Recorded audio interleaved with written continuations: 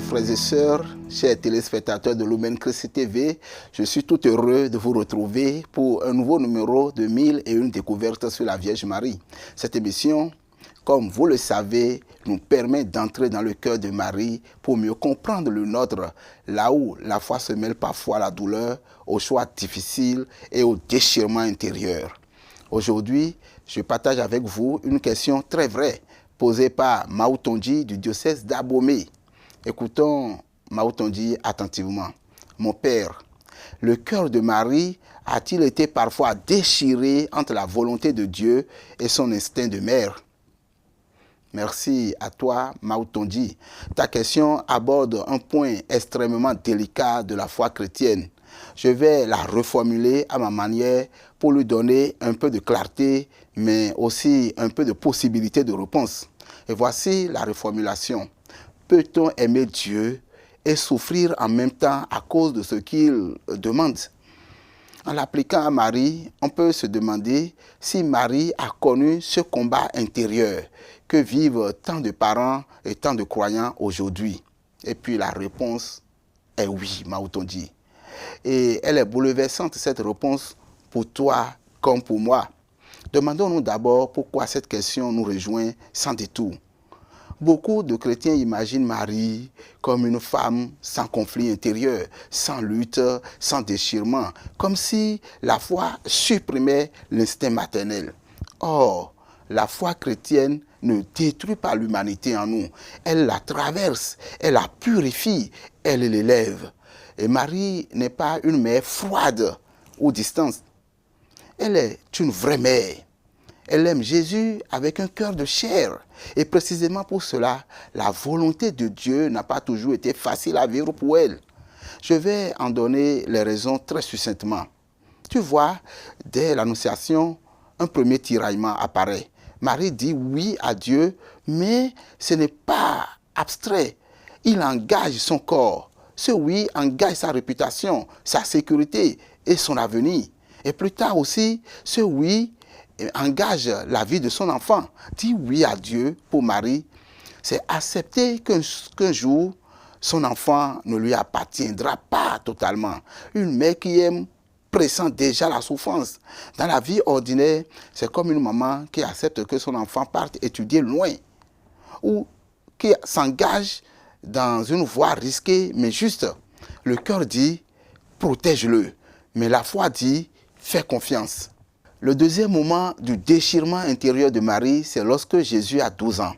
Quand Jésus a 12 ans et reste au temple, Marie et Joseph vivent 3 jours d'angoisse. Toute mère comprend cela. Et quand Jésus leur répond, « Ne saviez-vous pas que je dois être chez mon Père ?» Ce n'est pas une parole facile à entendre. Marie ressent ici un véritable déchirement intérieur. Son instinct de mère dit, « Tu m'as fait souffrir. » La parole de Dieu lui révèle qu'il y a une autre mission. L'Évangile précise qu'elle ne comprend pas, mais qu'elle garde ces choses dans son cœur. Elle ne nie pas sa douleur.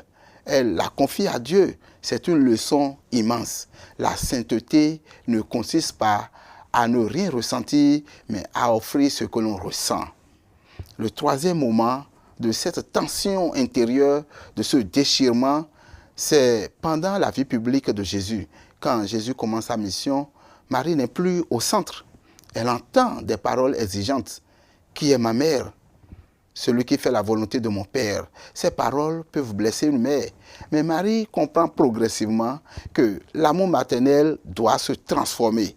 Il ne peut plus être possessif. Il doit devenir un don. Dans la vie quotidienne, combien de parents vivent ce déchirement quand un enfant fait un choix qui leur échappe? Un mariage, une vocation, un engagement difficile. Marie a connu tout cela. Son cœur a été partagé entre « je veux te protéger » et « je te laisse accomplir ta mission ». Le sommet de ce déchirement est quand Marie est au pied de la croix.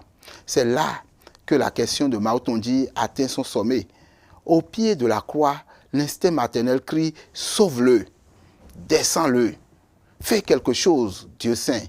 Mais la foi dit « c'est ainsi que le salut passe ». Marie ne choisit pas entre aimer Dieu et aimer son Fils. Elle aime Dieu en offrant son Fils. Et elle aime son Fils en acceptant la volonté du Père.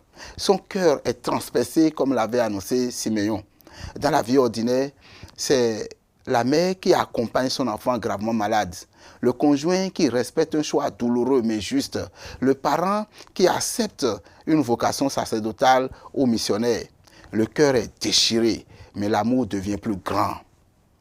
Mon frère Maoutondi, qu'est-ce que Marie nous apprend pour notre vie à travers cette manière de vivre, ce déchirement intérieur? Marie nous enseigne 3 choses essentielles. D'abord, que le conflit intérieur n'est pas un manque de foi.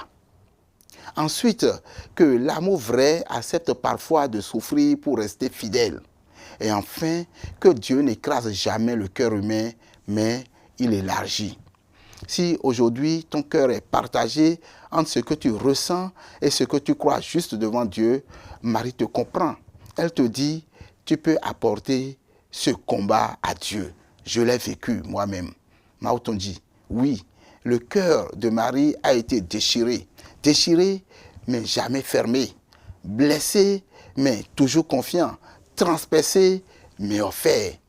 Elle nous apprend que la fidélité à Dieu passe parfois par des larmes, mais que ces larmes ne sont jamais perdues.